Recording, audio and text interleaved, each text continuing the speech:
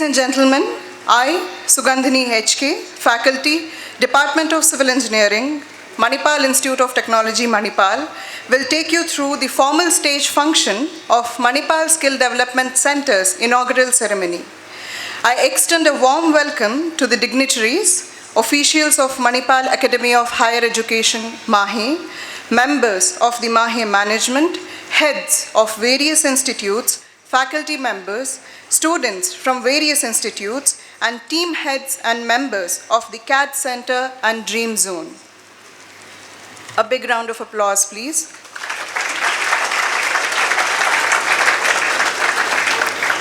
Inaugurations are special moments. They symbolize new beginnings, fresh starts, and the anticipation of what lies ahead.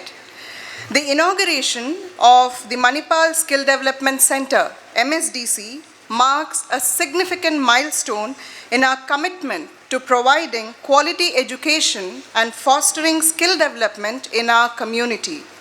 Today is a special day as we celebrate the inaugural ceremony of a new facility, opening doors to endless opportunities, creativity, and growth for the youth.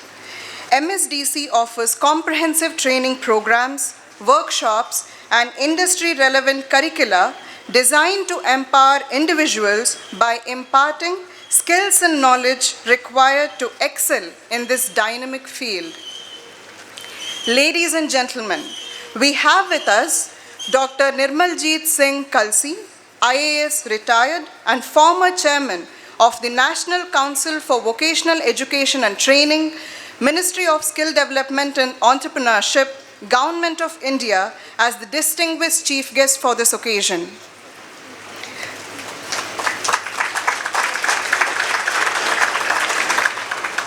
We have Colonel Santosh Kumar, Member Secretary, Ministry of Skill Development and Entrepreneurship, Government of India.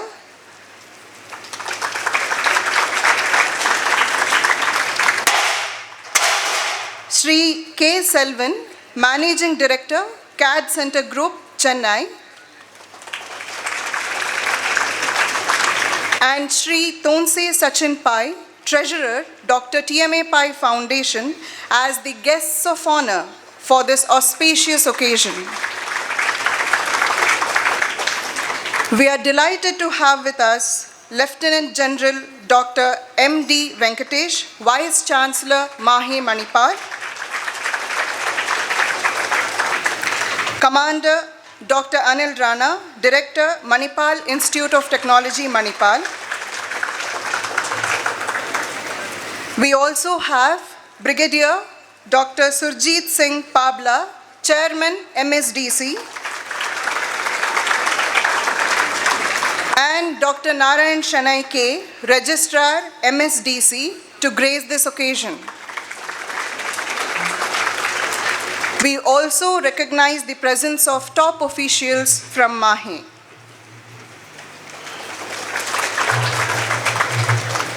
May I now request Dr. Narayan Shanai K, Registrar MSDC, to escort the dignitaries to the dais.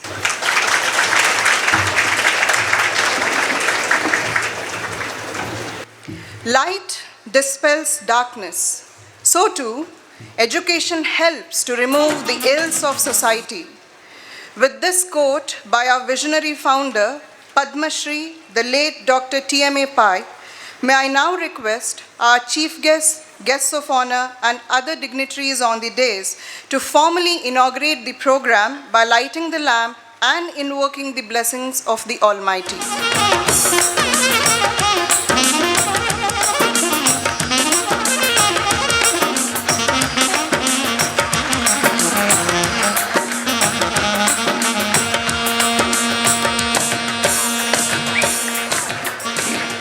Ladies and gentlemen, I am honored to introduce Brigadier Dr. Surjit Singh Pabla to the gathering.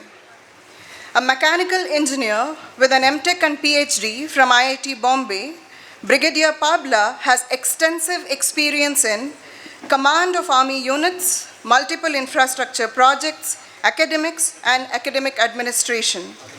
He has served in various administrative capacities as Pro-Chancellor, Vice-Chancellor, Pro-Vice-Chancellor, and Director of different universities and institutes of technology.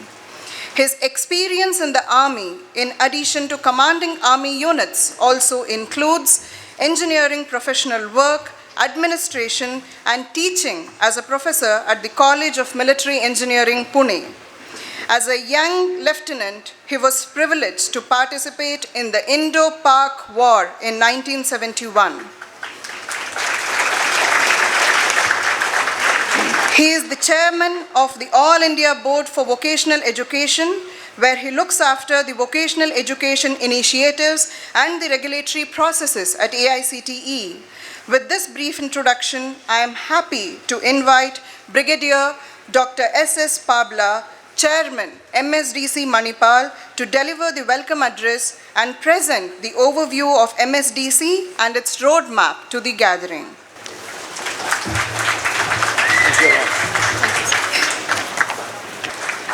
MSDC has been established with the vision of creating a world-class skill development center, meeting the growing industrial requirements of the country and addressing the challenges of imparting the skills required to help the country to realize its demographic dividend. Our objective is to contribute significantly to the target of skilling up the youth of India by establishing skill training schools equipped with state-of-the-art machines, staffed with fully trained faculty, and collaborating with industry through industry-sponsored centers of excellence in various skill areas. In this direction, we started about a year ago, and we have already established 18 skill schools in this campus. These include the Autofina Center of Excellence in Robotics. We have a 3D printing school, which also includes small robotics. We have a CNC Center of Excellence in programming and operation of CNC machines. We have a woodworking school, which trains people to produce furniture, interiors, kitchens, etc. We have electrical power generation and transmission laboratory. We have PCB manufacturing, designing and manufacturing school.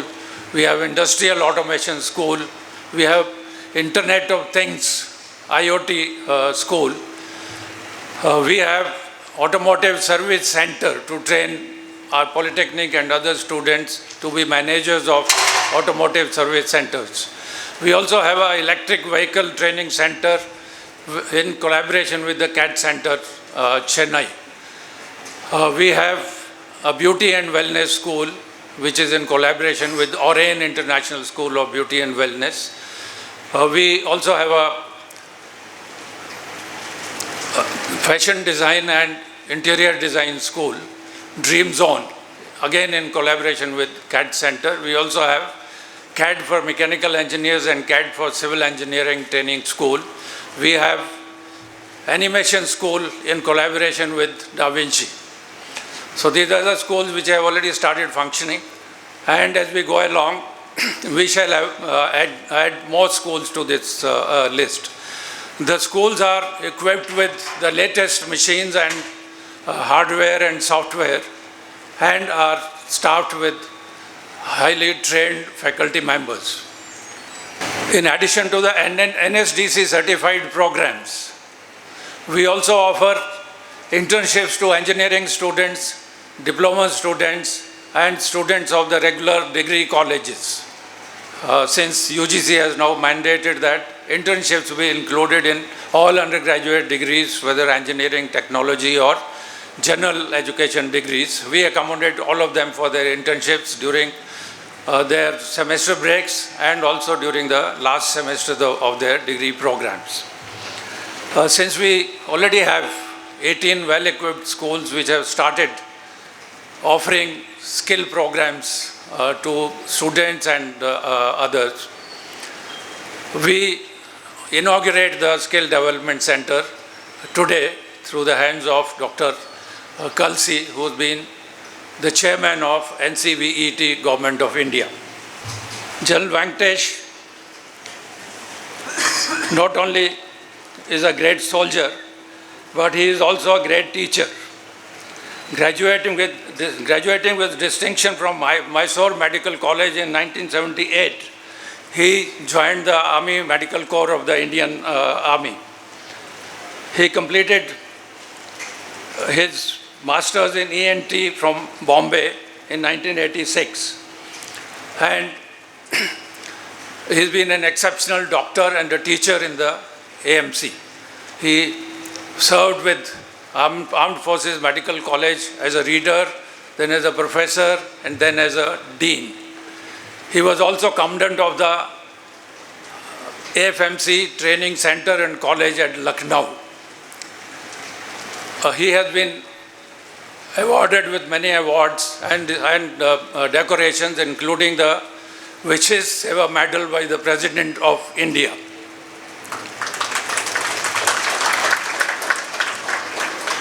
He, as a part of his army career, has done ADG and joint DG of the Armed Forces Medical Services at Delhi. After all these appointments, high-profile appointments, and a huge contribution to the army, after retirement, he came to the Manipal group. After doing Vice Chancellor of Sikkim Manipal University for 5 years, he has now moved to Mahe as its Vice Chancellor, where the university is progressing with leaps and bounds under his leadership and is today an institution of eminence declared by the Government of India. Thanks to his great leadership, we see a great future for Mahe and its institutes. I request General Venkatesh to say a few words before he leaves us for the next function. It's a matter of great privilege for me to be here today on this very, very auspicious occasion of the inauguration of Manipal Skill Development Center, Manipal, part of the TMAPI Polytechnic. I don't have to speak much about the legacy of Dr. TMAPI and what he has left for this world. And yet, his legacy, his wisdom, his futuristic vision has taken the Manipal group of organizations into the next level, being the best not only in the country but across the globe. To that end, his futuristic vision included in 1930s and 1940s to recognize skill development as a very important component. He did start skilling programs for carpenters, painters, bookbinders, plumbers. In those days, in 1940, so that the people who could earn an employment by using their skills and become economically independent and dependent. Economically independent. More than anything else, his futuristic vision also looked at the local community, the state and the country as a whole, and he started schools, he started colleges, he established banks, he started first ever private medical college in 1953, hitherto unheard of. That was the birth of Kasturba Medical College and Manipal Academy of Higher Education. Since then, the entire Manipal group, under his visionary leadership and his futuristic thought process, has benefited immensely, and today we have Dr. TMAPI Polytechnic embarking on this wonderful and futuristic journey of developing a Manipal Skill Development Center. We heard Dr. Pabla mentioning about 18 different schools. I'm wonderstruck by the thought process behind this entire exercise of 18 schools, not necessarily starting from basic skills, but also futuristic skills that are required by the industry to be trained, certified, perhaps credited, so that it could be used for the future development of industry in India and abroad, but also for the academic and personal growth of the students who undergo training here, who get certification, and also get the credits that are linked to the certification for futuristic use. The new national education policy supports all these things. Today we have almost an equivalence between the credits obtained by skill training and the credits obtained in academic establishment. Therefore, there is a great opportunity for intermobility from skill training to academic training, and the skills obtained during the skill-based training can be utilized and substituted for some of those credits that need to be obtained in an academic institution for acquiring a qualification. So today is a very, very different world that we are dealing with. Gone are the days when the academic qualifications were the baseline for seeking a good employment. Today, things are different. Today, industry does not recognize an academic qualification. What it recognizes is the skill-based certifications, micro-credentialing, industry-certified skill-based certifications. Those are the essence of leading our younger generation to futuristic, high-powered, and high delivery industries. Today's education has to look and work differently. It's not about what we are dealing with today. We are looking at a world 5 years ahead or 3 years ahead. Therefore, the students that we train today should be able to be fit into the industry milieu 5 years ahead.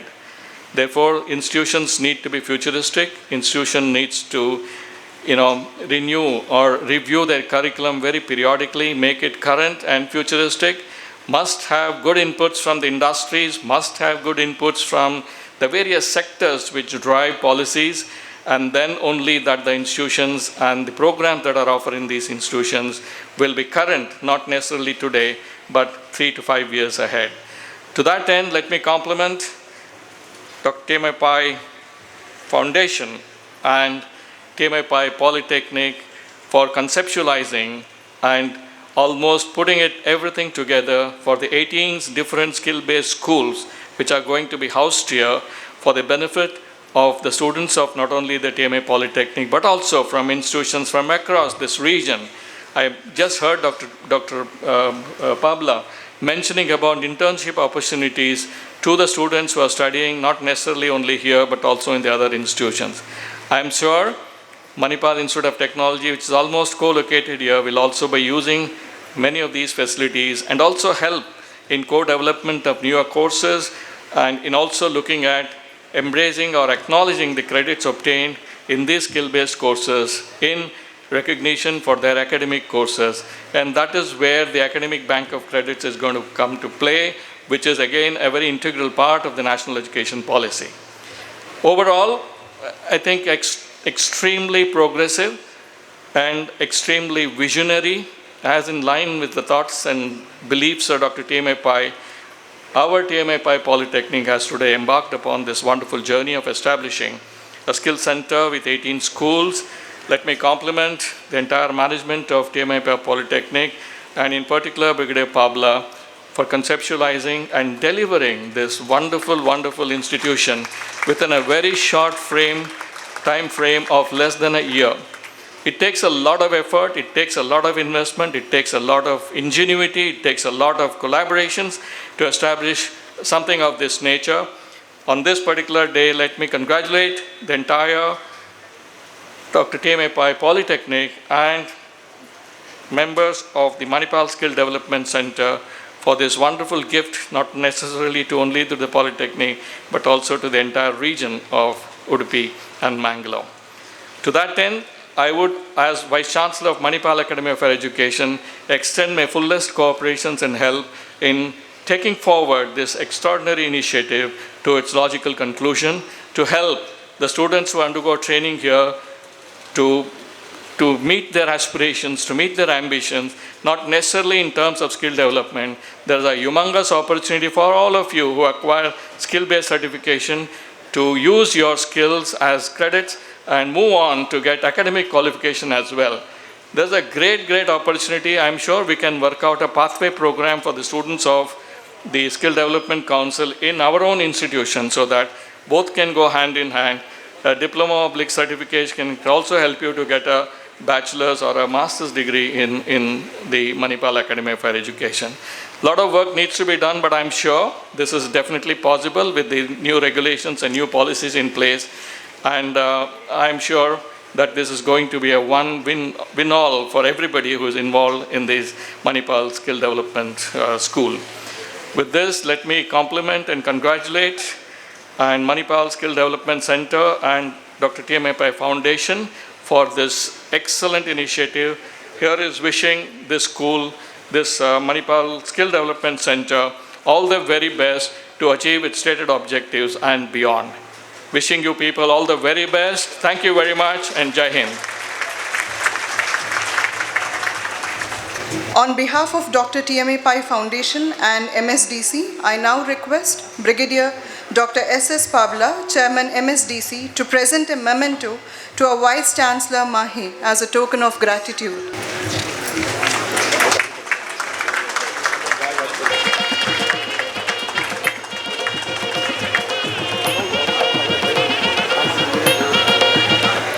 Ladies and gentlemen, it is my privilege to introduce the guest of honor of today's event, Shri Tonse Sachin Pai, to you.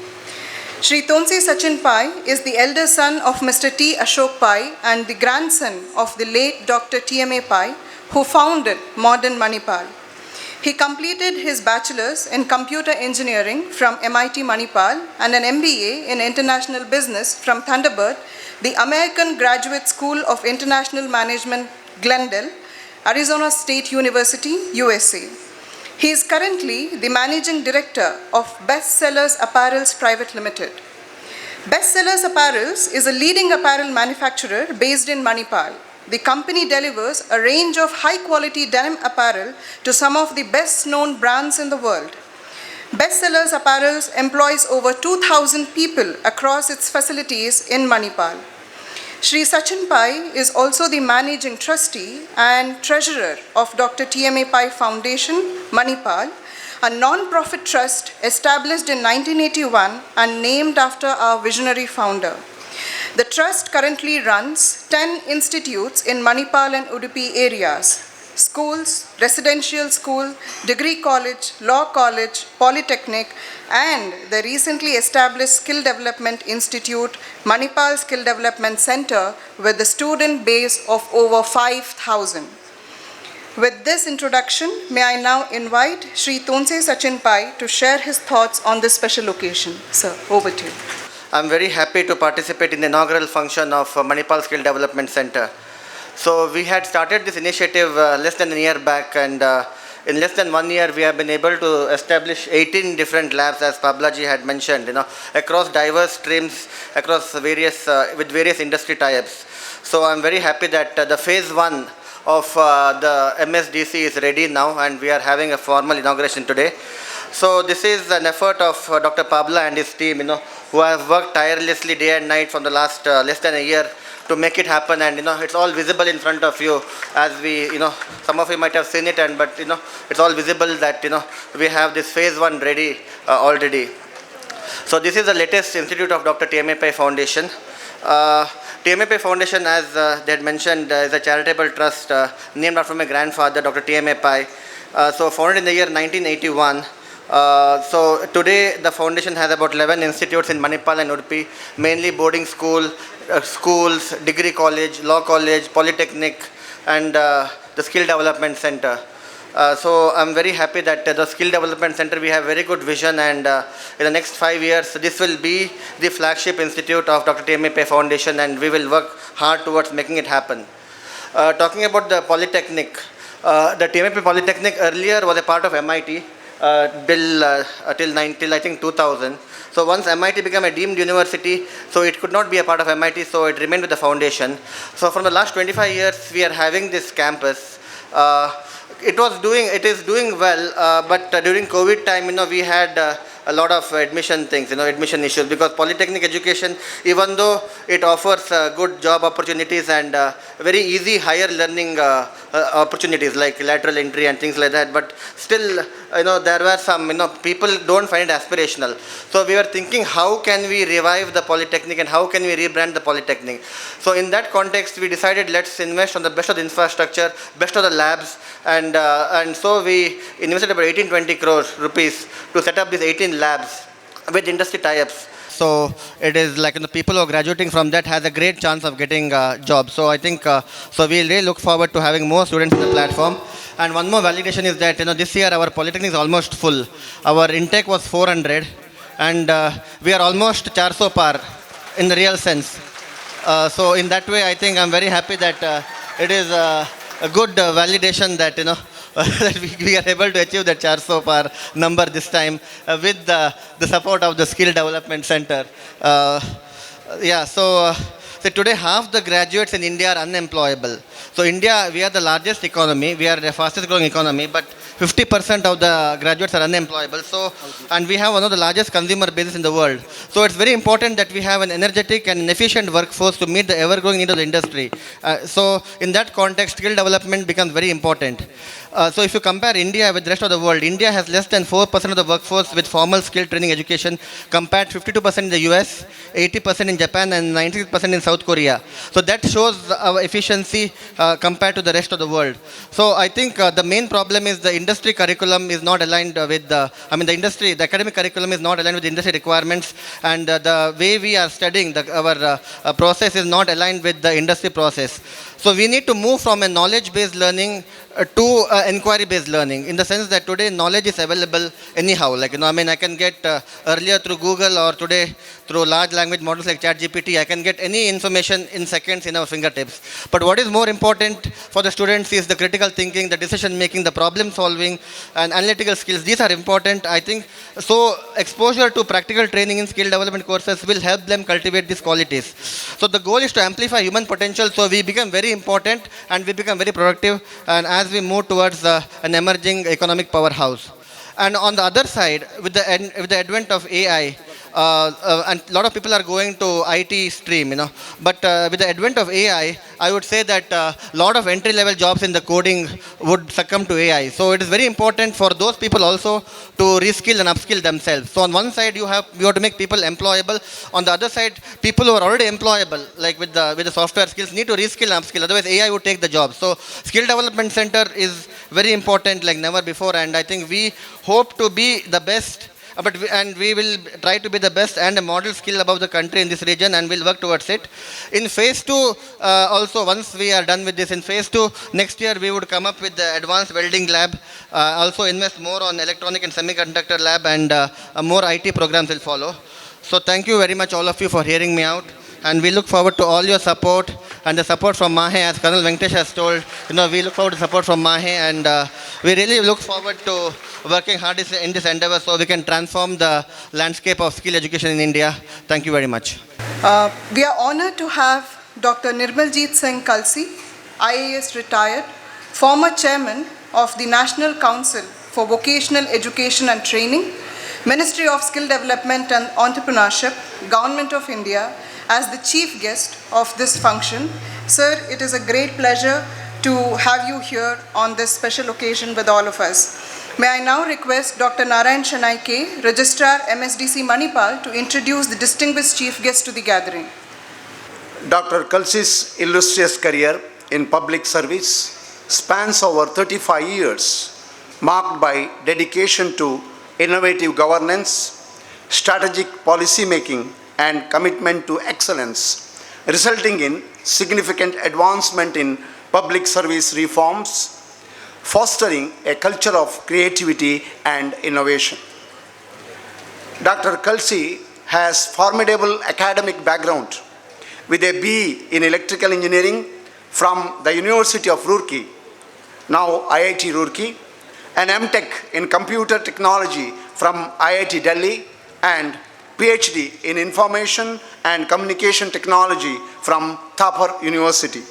He also attended executive education programs at the Harvard and Cambridge business schools. Dr. Kalsi held several pivotal positions: electrical engineer at NTPC and Indian Railways from 1981 to 1984 prior to his IAS service.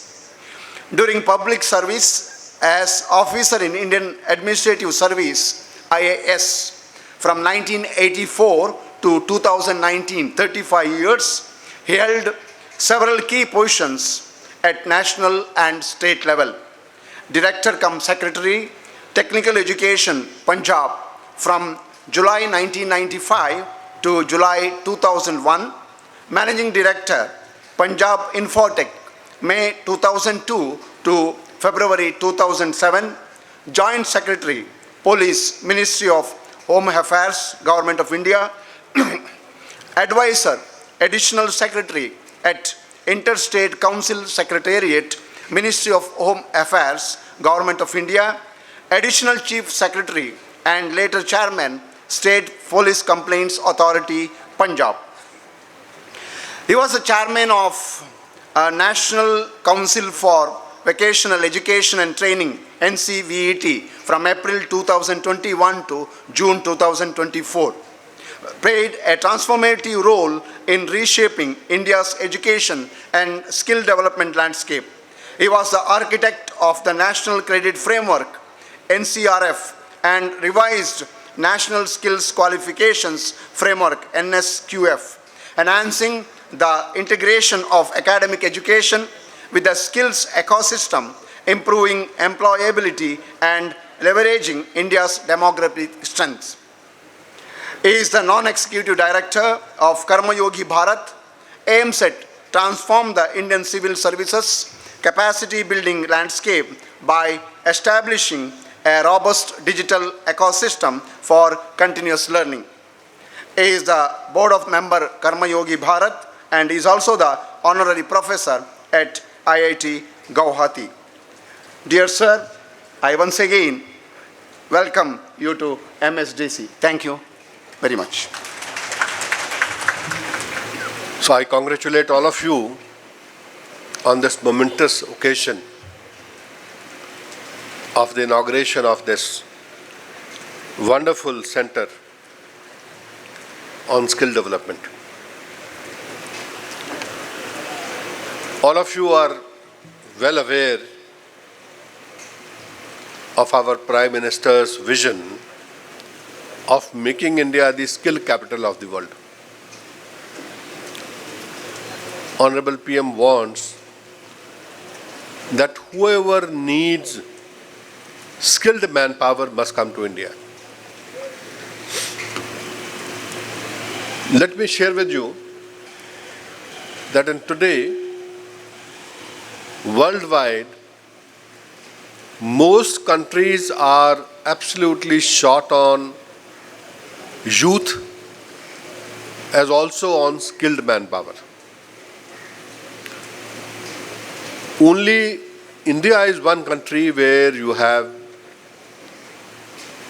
about 5 crore plus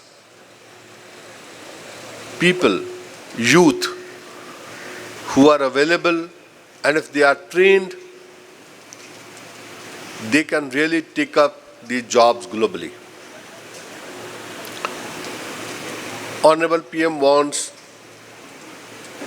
skilling, reskilling, and upskilling of the entire workforce of the country. Today there are 60 crore people in the workforce, including engineers, including doctors, including workmen, both in organized and unorganized sector. And out of these people, only about 21% are trained in some or the other way. And we need to take this number higher and higher. You are all aware of the national education policy. How many of you have heard about national education policy? कितने लोगों ने सुना है? National education policy के बारे में कितने लोगों ने सुना है? बच्चों, I want your hands raised. How many have you heard about national education policy?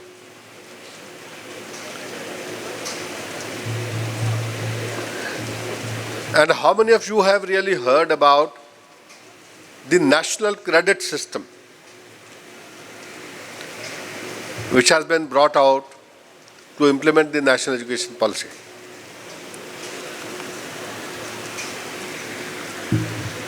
I am happy that I got a chance to share the basic thought with you.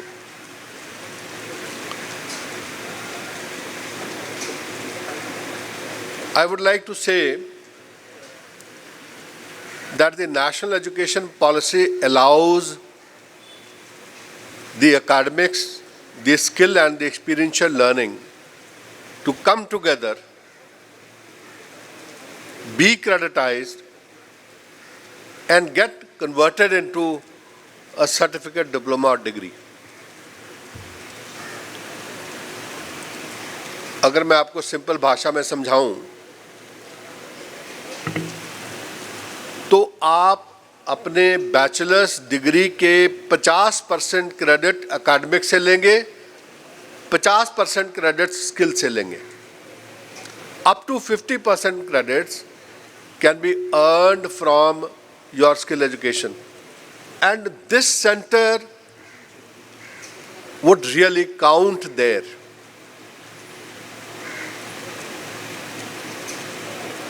There are 8 levels of NCRF, National Credit Framework. Level 1 to 4 is school education. Level 4.5 to level 8 is higher education. Polytechnic जो है level 4, 4.5 तक जाएगा. 3.5 से शुरू होगा, 3.5, 4, 4.5. और polytechnic में advance education है, that will go up to level 5. Similarly, the engineering education would go from level 4.5 to level 6. 4.5, 5, 5.5, 6, 4 साल. So 50% क्रेडिट आप यहाँ से अर्न करोगे, 50% एकेडमिक से अर्न करोगे, दोनों को मिलाओगे, डिग्री बन जाएगी. Similarly, the new education policy now allows that whatever time you spend on your internships, on your apprenticeships, on micro-credentials, on nano-credentials, all that time would count towards your degree, your diploma or your certificate. Even if you are doing a course of, say, 2.5 hours, you will get credit for it, provided you are assessed for that course.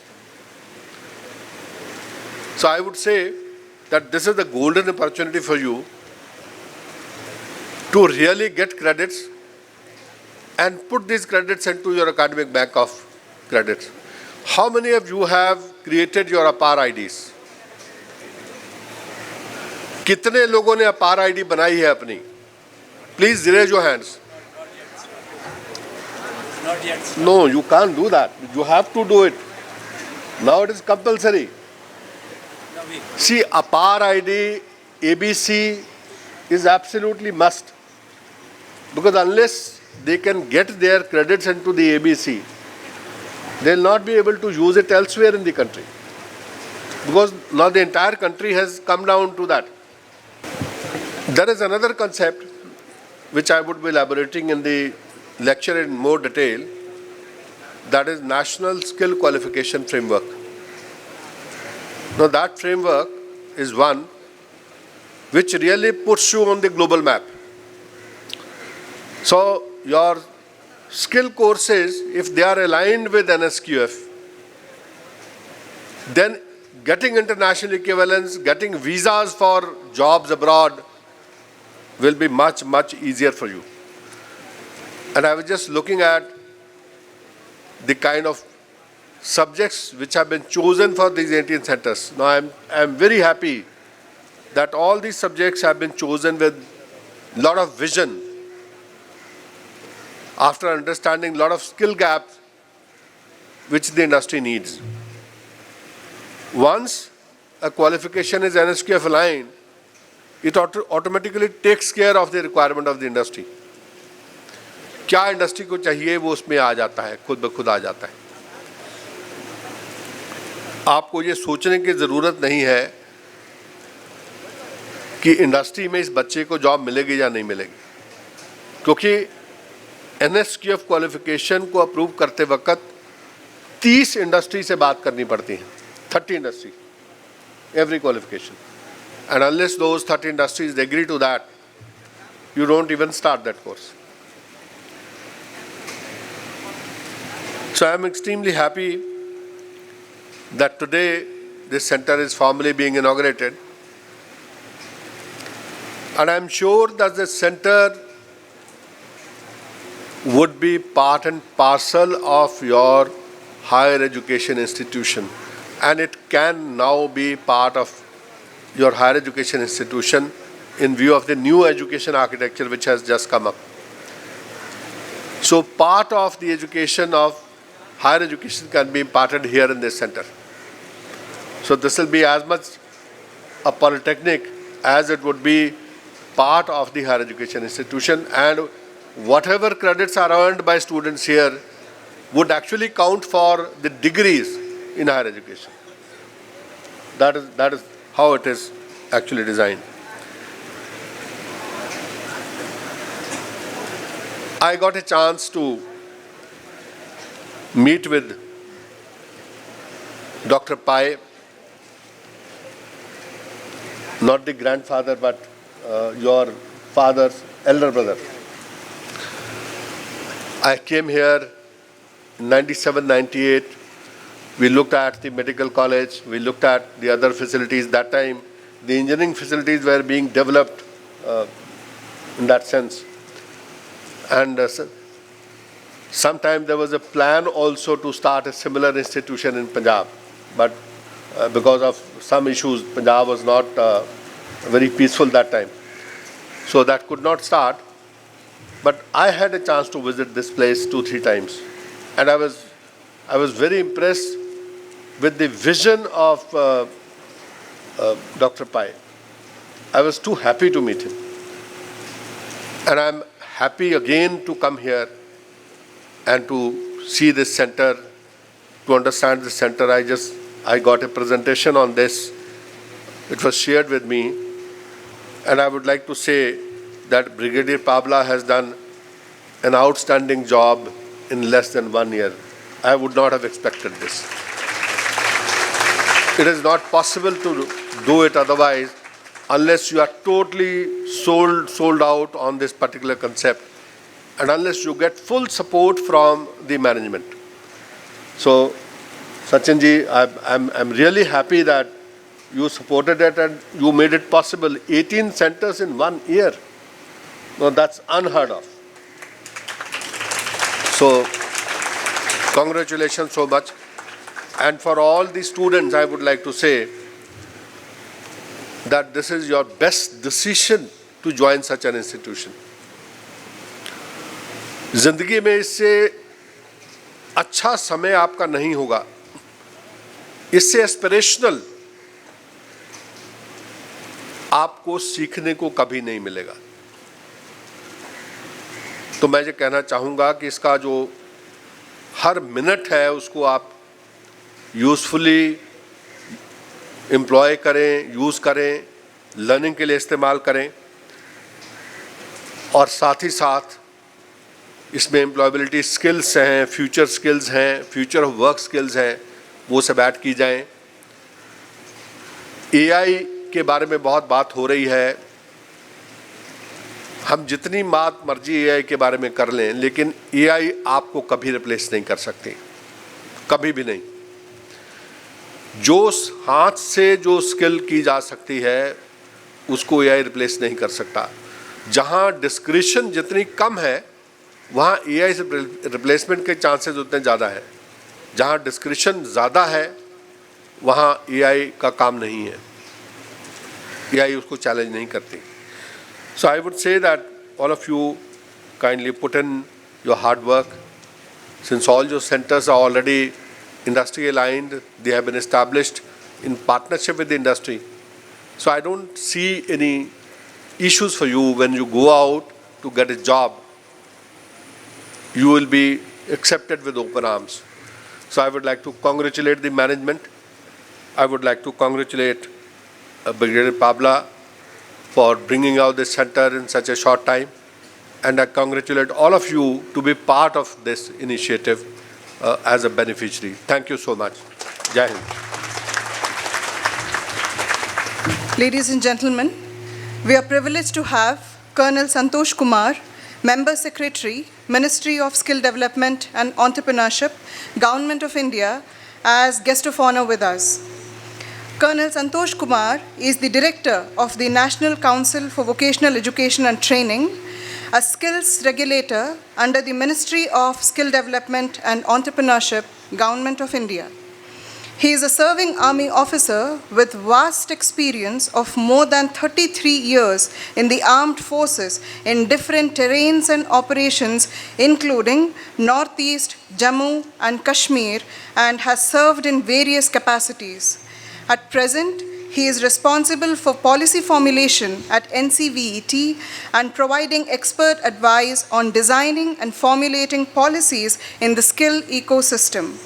He manages the IT infrastructure of the Council and is also responsible for grant of recognition status to both private and government awarding bodies and assessment agencies. With this brief introduction, may I now invite Colonel Santosh Kumar, guest of honor, to address the gathering. It's indeed a pleasure to be standing here, especially after 30 years when I got into the civil ecosystem on deputation. The great person who nurtured me and taught me the basic essence of civil, Dr. N.S. Kalsi, I have a privilege to talk to the audience today in front of him. Sir, I thank you for that. I have been talking to Brigadier Pabla on many occasions while the development of this was going on, and it finally led to the inauguration.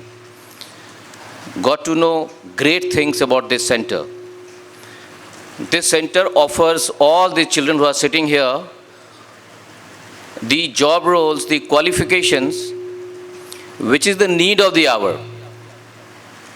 So the boys and girls, after this, when you have done this training, not only this country, but even overseas will be ready to welcome you. However, a word of caution. Do it with utmost sincerity.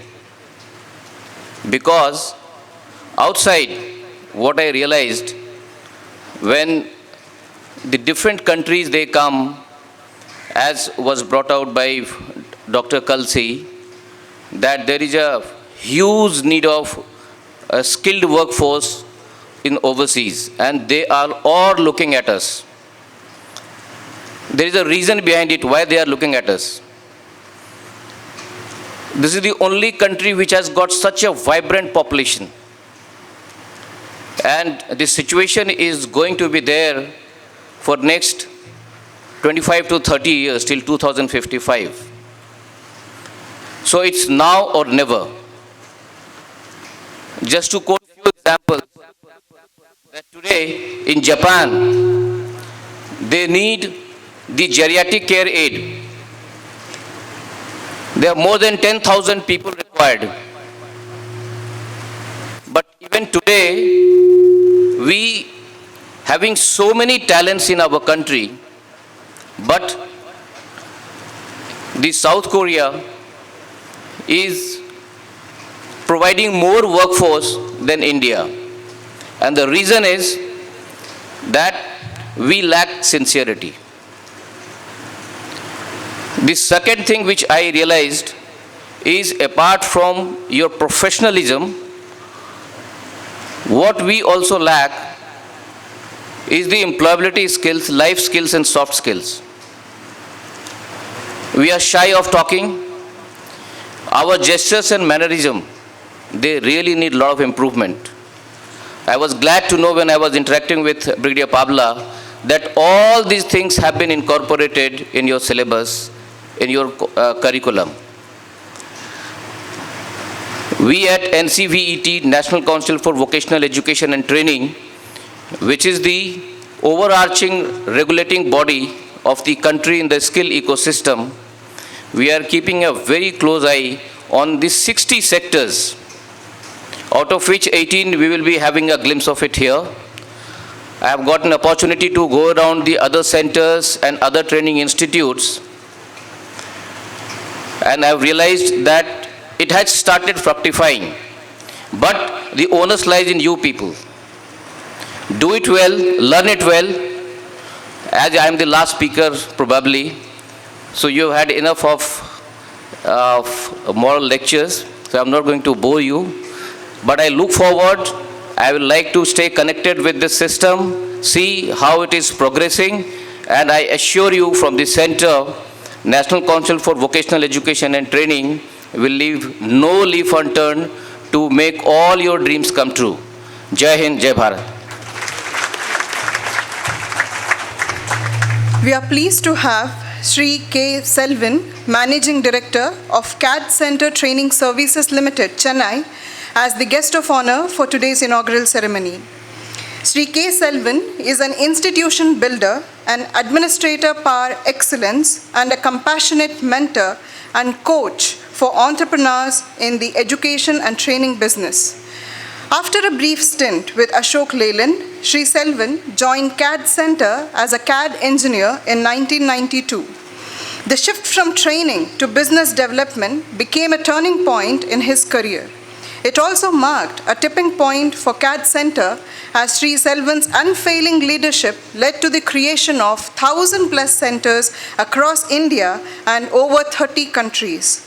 Today, the CAD Center Group is a global network of skill development training institutes. It has also become a trailblazer in the training business, creating a portfolio of ventures from preschool education to creative education to business skills in offline and online modes.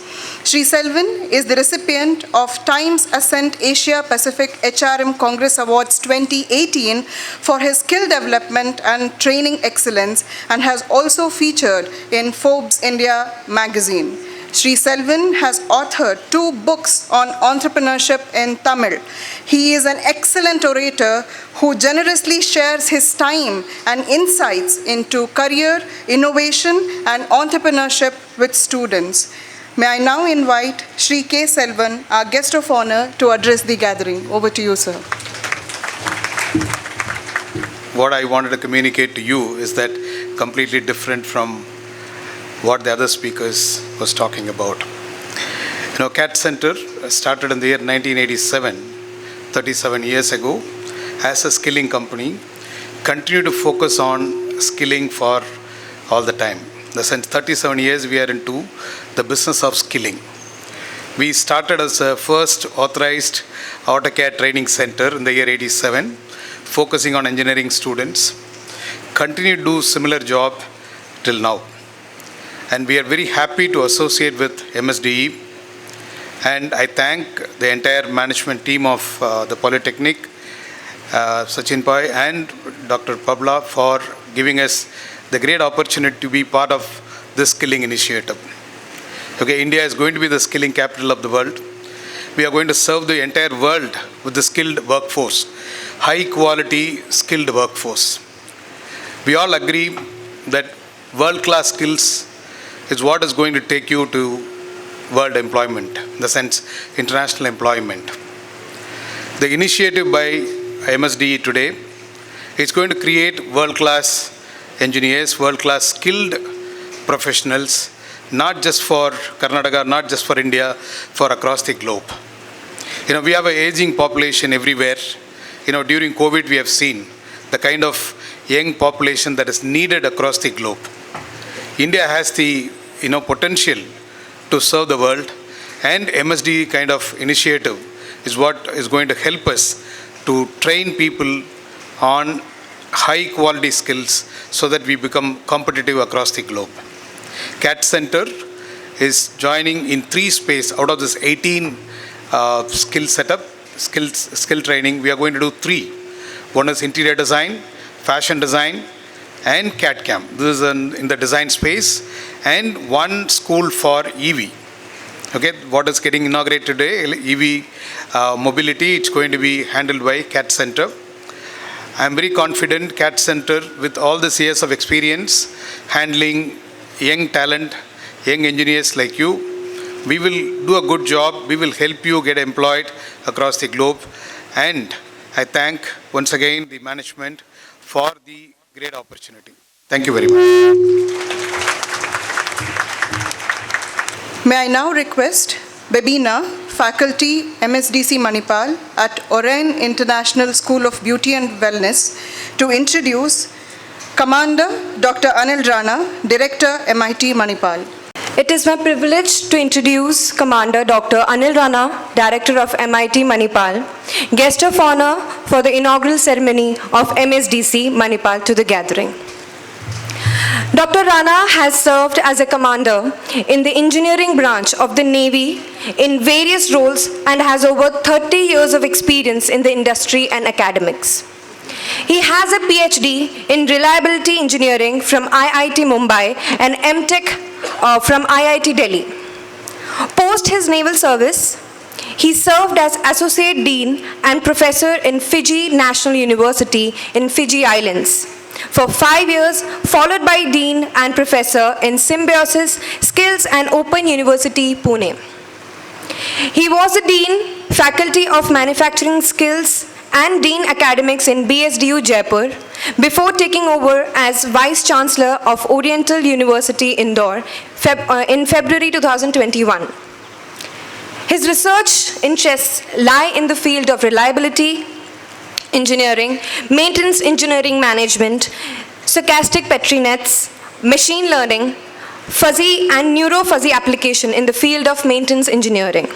He has a long list of publications in the international and national journals that includes various book chapters in Springer publications. With this introduction, I invite Commander Dr. Anil Rana to share his thoughts on this occasion. Over to you, sir. Skill development is something which is close to our hearts, because this is somewhere I have been working for some time now under the guidance and the leadership of Brigadier Pavla himself, who was the Vice Chancellor in Jaipur of BSDU, Bharatiya Skill Development University. But before that, I also had a short stint at the Symbiosis Skills and Open University. At MIT too, we understand the purpose and the importance of skill development, and therefore we have incorporated a lot of these certification courses. We have created centers and centers of excellence in collaboration with the industry. So whether it is L&T certification, for example, in civil engineering in 4 verticals, or whether it is in electric vehicle technology, whether it is in cyber security through a center of excellence, whether it is in industrial automation, robotics, whether it is in generative AI minor specialization through Google Cloud, IBM, NVIDIA. We have a long list of such certification programs being offered alongside the 4 years of BTech program in the institute. The reason being, we allow students to get the opportunity to skill themselves before they graduate outside and go outside in the corporate world, use that knowledge for the growth and productivity of any corporation or they're joining. In addition, we are very happy to announce here that we also have an MOU with MSDC that allows our students to take courses from here, which are in skill development area. And we are also looking into how to provide them credits, whether it is open elective, whether it is industrial training credit, and the internship credit. So this is what we have done for the students, and we are also promoting all the skill development courses that are provided through MSDC to our students. I'm sure going forward this semester onwards, we may have many takers from MIT students who would love to take the courses and get themselves certified. That is what I want to say here. I have got another event to catch up. Thank you so much for giving me this opportunity. Jai Hind. We are indeed honored to have the esteemed dignitaries with us on this momentous occasion. Their presence and their words of wisdom has made this event vibrant, and we are all privileged to be a part of it. On behalf of Dr. T.M.A. Pai Foundation and MSDC Manipal, May I now request Shri Tonse Sachin Pai, Treasurer, Dr. TMA Pai Foundation, to present mementos to our distinguished chief guest and the guests of honor as a token of gratitude and appreciation.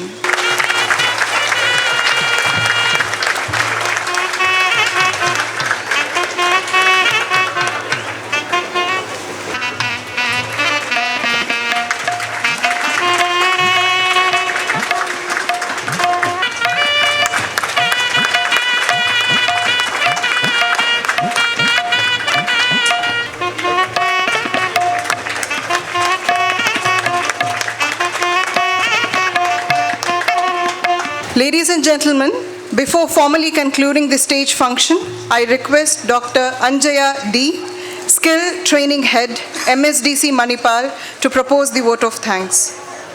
It is my proud privilege to extend a formal vote of thanks.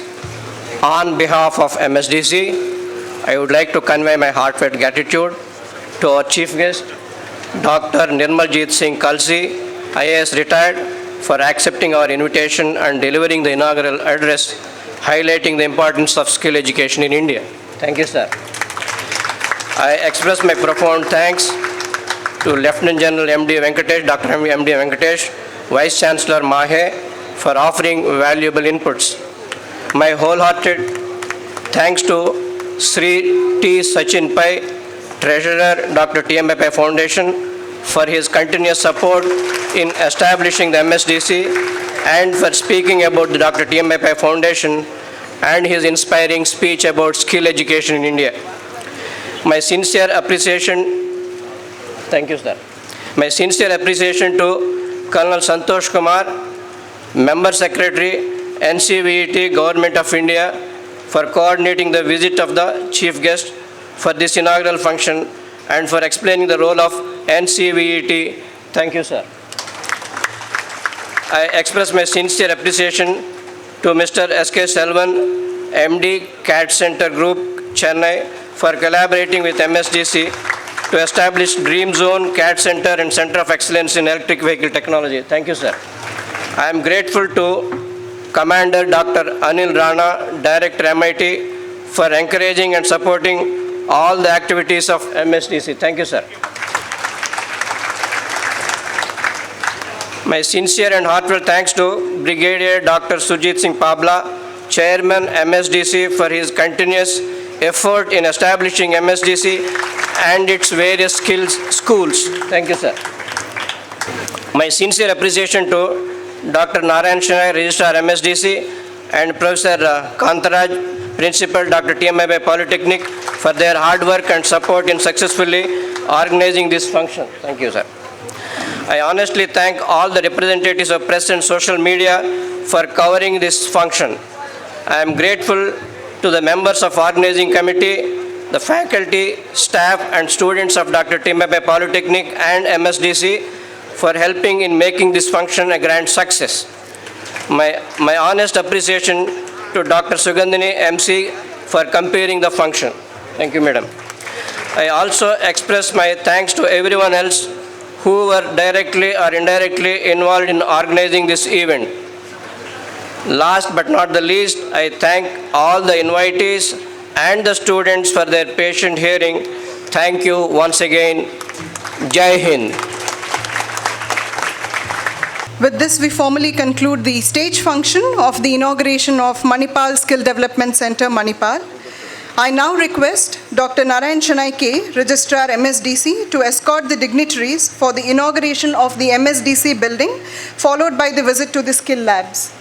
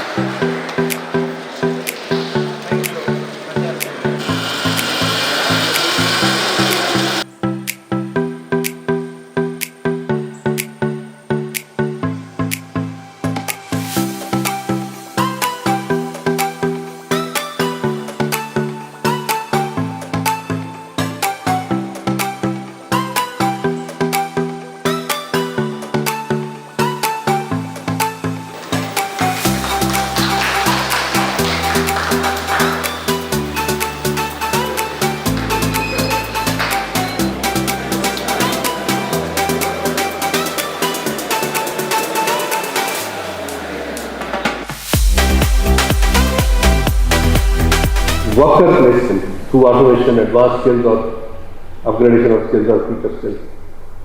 And then there is emerging landscape, that is economy of individuals, polarization of work, high performance organization, and education and skills.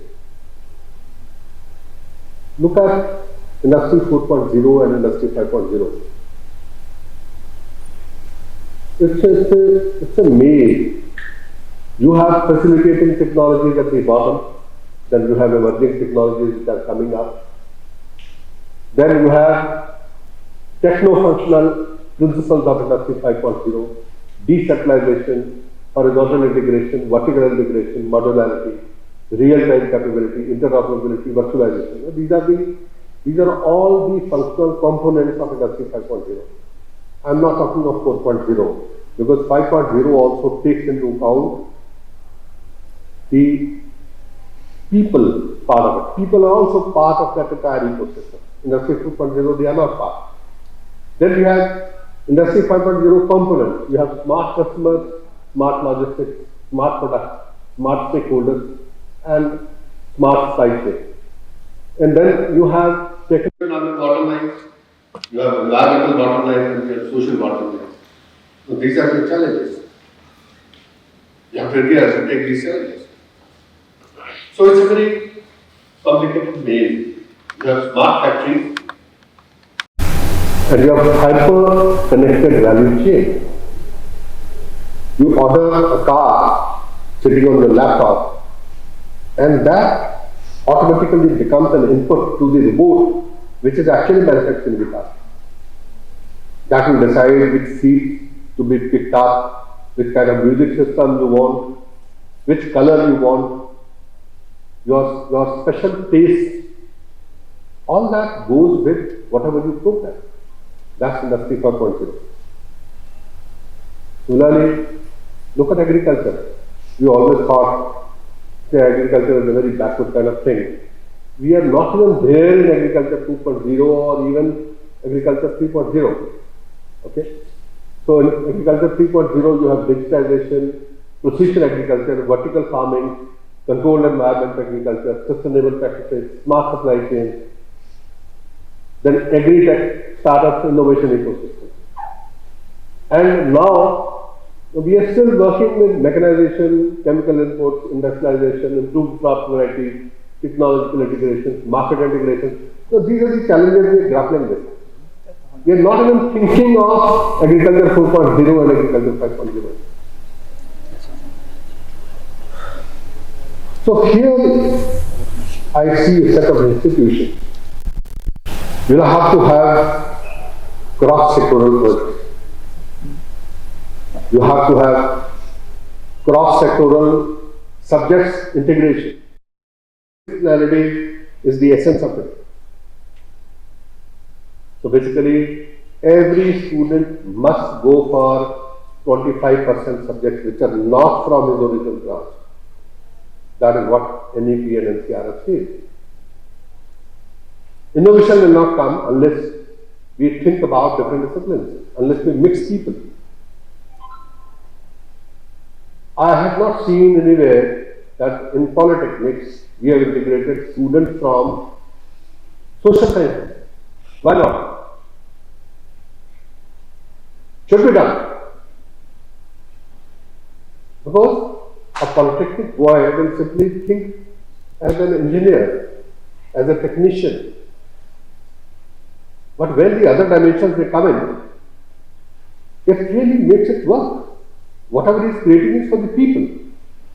So somebody who understands people should also be associated with whatever he is doing. So there are future skilling technologies, artificial intelligence, big data analytics, cloud computing, Internet of Things, blockchain, cyber security, social and mobile, robotic process automation, 3D, augmented reality. So you have most of these labs presented to you. But what I want is that these labs must have cross-sectoral skills and capacity building capabilities. So there are different sectors. Each one of these technologies must work with those separately. And if you look at this sector, you have to work with these 60 sectors. We are thinking very microscopically. No. We have to really think big. Unless we cross these 10 technologies multiplied by these 60 sectors, so you see the kind of opportunities which open up. It's huge. So right now, education 4.0, innovation and skill-based education, that's what we are working on. So innovation intensive approach, active and blended learning method, then smart technologies, skill development for advanced industries. That's all. But we have to think about education 5.0, which is not far, which is just a year away. So futuristic classrooms, outdoor learning environments we have to create. Then home learning environment we have to create. So all these three can be implemented here in this campus. In the hostel, in the outdoors, and in the classrooms, all three places. And why not? Look at the kind of features education 5.0 will have. Learner-centered approach, lifelong learning, interdisciplinary learning, equity and inclusion, collaborative learning, then technology integration, skills for future, global citizenship, sustainability, innovative pedagogy. So these are the areas which Honorable Prime Minister is talking about all the time. And we have to integrate them in our education. Now coming to the main topic for today, you have national education policy, which is being implemented through something called the National Credit Framework, which is jointly developed and accepted and notified by UGC, NCVP, AICT, NCR, Ministry of Higher Education, Ministry of School Education, and Ministry of Skill Development. All ministries have agreed to it, all regulators have agreed to it, and it is being implemented through three main areas, three main qualification frameworks. One is the National Higher Education Qualification Framework, then the National Skill Qualification Framework, and the National Curriculum Framework. Now, out of this National Higher Education Qualification Framework works from level 4.5 to 8. School education works from 1 to 4, whereas skill education works from 1 to 8. Look at the kind of possibilities it is bringing to you. It is enabling integration and culturalization of all learning, whether learning is academic, or it is skill, or it is experiential learning. It removes any hard separation between subjects. So you can earn your credit from either art subjects, or science subjects, or skill subjects, or engineering subjects. And then multidisciplinarity, interdisciplinarity, transdisciplinarity, multiple exit options, then mobility between general and skill education, or switching between academic learning and industry exposure. So you are in the class, you go for internship, you come back to the class, you share your experiences, you write your thesis. Similarly, apprenticeship. For the first time, UGC has allowed that 50% of the time you can be on internship or apprenticeship. 50% of apprenticeship time has been allowed by UGC. 3-year course, 1.5 years you can be on apprenticeship. 4-year course, 2 years you can be on apprenticeship. And still you will get your degree. So integration of employability skills, soft skills, life skills, future technology skills, future of work skills, Indian knowledge system, blended learning, online learning, open distance learning, use of technology, multilingualism. Then how you manage your credit system, their assignment, accumulation, transfer, redemption. Then APAR ID and Academic Bank of Credit.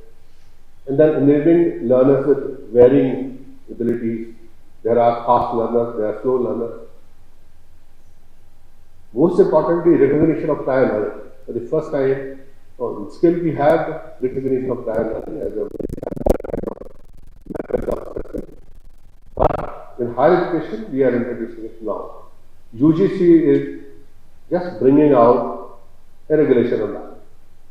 And that will very soon, maybe this week, maybe next week. It's ready.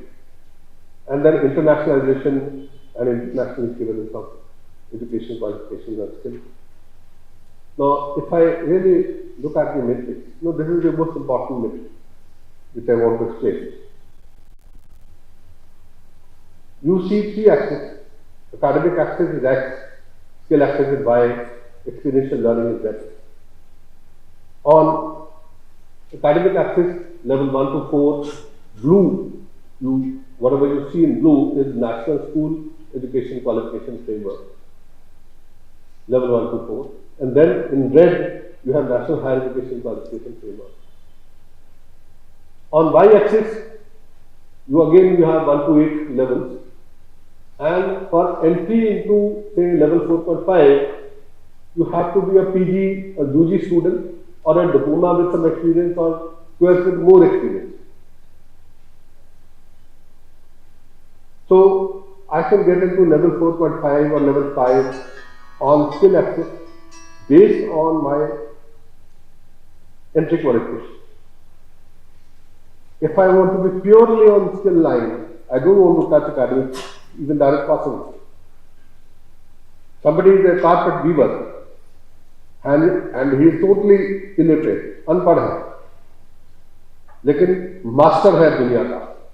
So he will achieve level 8 on skill, but on academics, he need not be even moving on academics at all.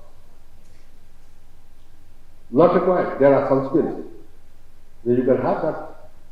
But most of the time, if I am doing my engineering, then along with academics, I move on the skill axis to the extent of 25%. If I am doing diploma, I move to the extent of 50%. In ITI, I will move closer to the skill axis line. I can be a 10th pass, 10th with 2 years of ITI. I can be quoted with 12th class plus a certification of ITI. Both is possible. So you make it aspiration. This includes only that learning which can be assessed no other learner. And then earning 40 credits per year. Now, this is nationally agreed figure. Now I saw in your scheme of things that is 60 credits. No, it is 40 credits national.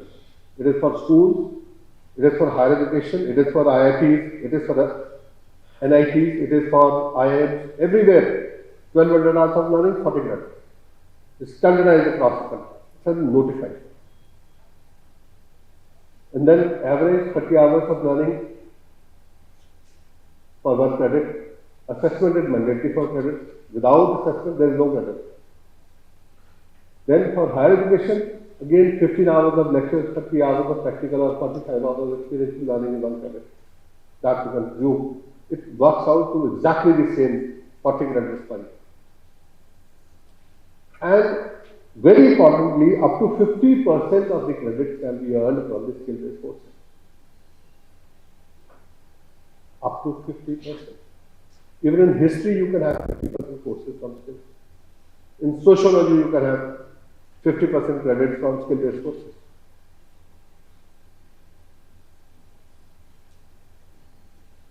If you look at one single table, 5 years of foundation course, 3 years of faculty course, 3 years middle, 2 years secondary, 2 years senior secondary, and then 3 to 4 years of UG and 2 years of PG, and then CRF level start with 0.1 for foundation years, goes to level 1 for class 5th, level 2 for class 8th, and thereafter for every class it goes up by 0.5. So PhD is 8. And these 40 credits which you earn every year, you can earn these credits as a combination of the academics as well as the skills. This is the new architecture. You don't have to get any permission from anywhere. This is notified by UGC, this is notified document, and I'll share the document with you.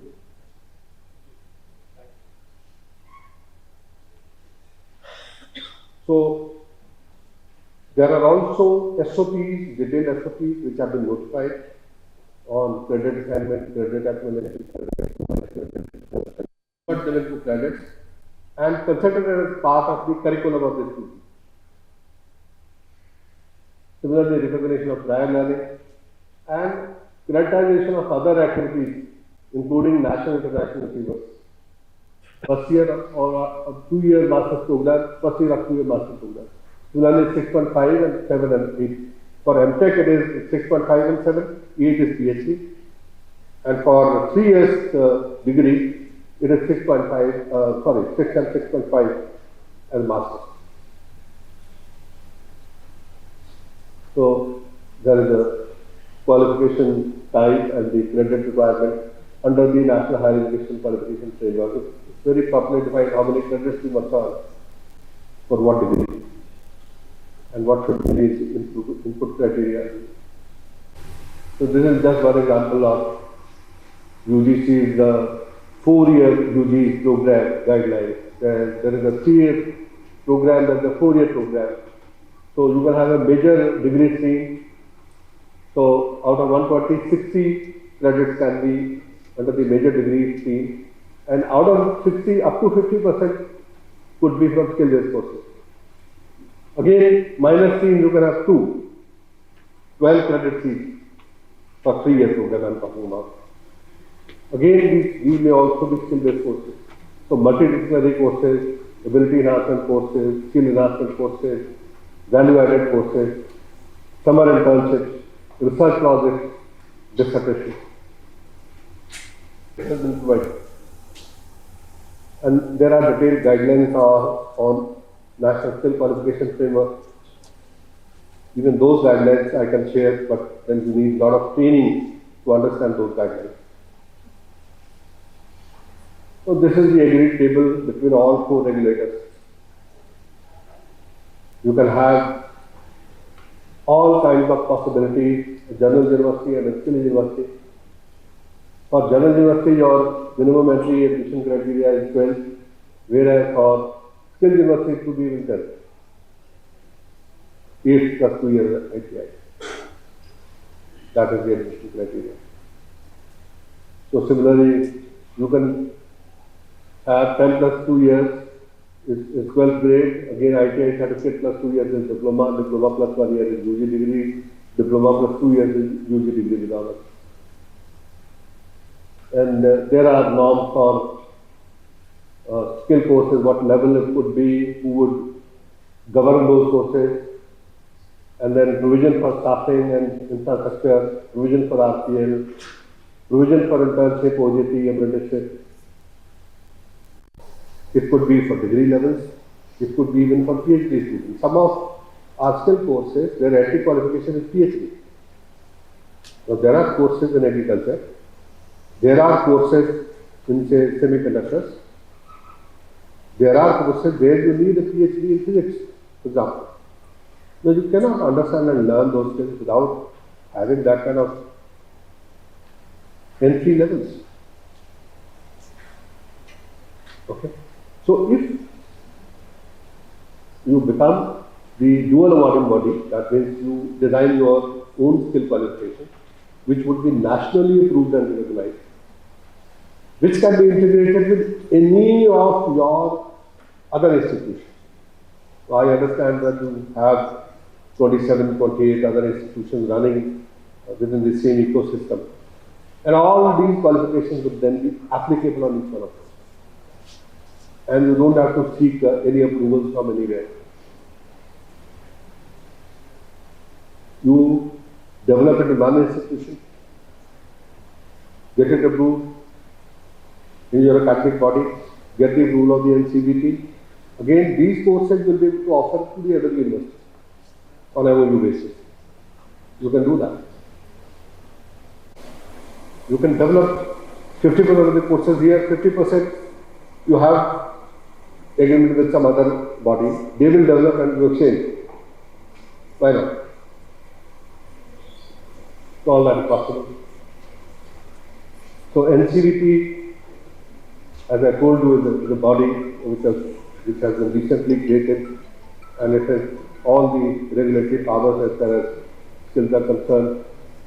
So it grants recognition, regulation, monitoring, as awarding body, as assessment agency, as skill information provider.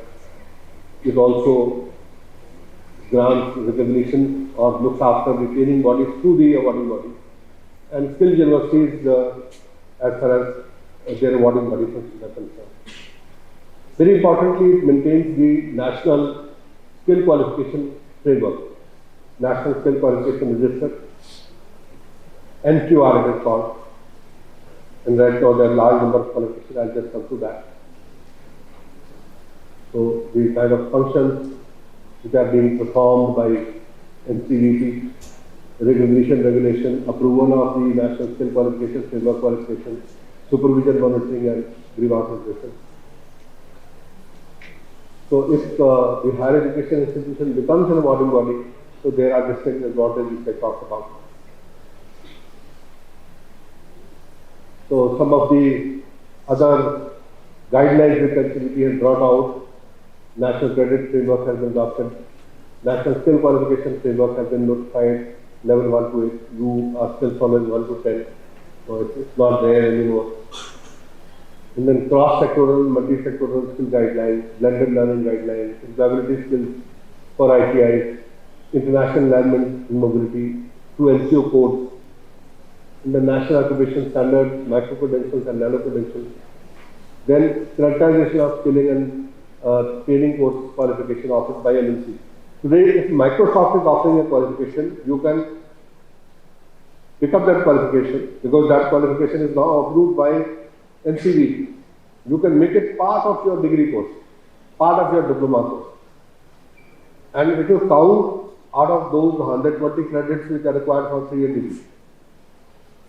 So large number of MNCs have already come in. And there are diploma and advanced diploma skilling programs which do not need the approval of the AICTE. And they have been created in concurrence with UGC and AICTE. Similarly, training of trainers, training of assessors, and comprehensive NSQF line qualification template So already 180 bodies are NCBT aligned, and within the next year or so, 620 more are going to come in. So these are the notified guidelines of NCBT. You will find them on the NCBT website. You can just download. And we don't charge anything for these guidelines. They are available totally free of cost. They are Gazette notified. Okay. So again, for the NCBT level 1 to 8, these are the number of qualifications. 4,093 qualifications available at different levels, plus 3,577 qualifications have been archived. We don't let any qualifications to go beyond 3 years. 3 साल के बाद qualification खत्म है, expire हो जाएगी, जैसे दवाई expire होती है ना, वो अपने आप एक्सपायर हो जाएगी, उसकी डेट पहले से प्रिंट करते हैं कि ये फलां तारीख को एक्सपायर हो जाएगी, और उस तारीख को वो एक्सपायर हो जाएगी, वो अपने आप आर्काइव हो जाएगी. If somebody wants to rerun those qualifications, उसको मॉडिफाई करके लाना पड़ेगा, दोबारा परमिशन लेनी पड़ेगी, तब वो रन करेगा. And then these are level descriptors. I don't want to go into detail. Her level को डिफाइन करने के लिए क्या आउटकम चाहिए, वो is very properly defined. So I would rather encourage you to apply this matrix on your own teachers first, and see whether they qualify on these metrics, what levels they think they are and what level they actually are. Okay. So these are the successful councils which are awarding bodies. These are the other awarding bodies. You can very clearly see some of the universities like IGNOU is there, some of the IITs like Guwahati, then CDAC, ONDC, in space, which is the controlling body for ISRO. Okay. Now, latest, I got Karam Yogi Bharat. It has become the awarding body of NCB. So whatever trainings we are conducting, they are also being recognized. There are 20 verticals of Indian Army, Indian Defence Forces. All 20 verticals are recognized. All their qualifications are approved by NCB, and they are recognized by the industry. जवान अपने daily routine में जो सीखता है, अपने training के दौरान जो सीखता है, उस सब को उसकी स्किल मान के उसको सर्टिफाई किया गया है, उसके क्रेडिट्स दिए गए हैं. नाउ जो अग्निवीर हैं वो 50% क्रेडिट जहाँ से लेते, 50% IGNOU से लेते हैं और डिग्री लेते हैं. अगर कोई 12वीं के बाद आता है तो डिग्री लेके जा सकता है, 3 साल की डिग्री लेके जा सकता है. 4.5 पर 20 क्रेडिट कर ले, 5 पे 20 क्रेडिट कर ले, 5.5 पे 20 कर ले, डिग्री ले ले. So multi-skilling and cross-sectoral skilling, blended learning options, as I discussed, recognition of prior learning, and this is how you recognize your MNC skill training qualifications, which are to be integrated with the digital universities also. Similarly, we have guidelines on digital content creation and quality framework, guidelines on information and data security. Soft skills, again, there are 9 boxes under which we have put in 50 sub-skills. Now, these are the detailed lists of these 50 sub-skills. And these are essential part of every qualification. Okay? So you can very well see these 9 main qualifications and 50 sub-qualifications. And there are future skills, digital skills, AI skills. Similarly, these are the future areas where qualifications are already available. More than 390 qualifications are already approved. They are available on NQR. You can go and see, you can pick up these qualifications, you can integrate them with your engineering college, with your university, with other subjects, and you can teach them. So thank you so much.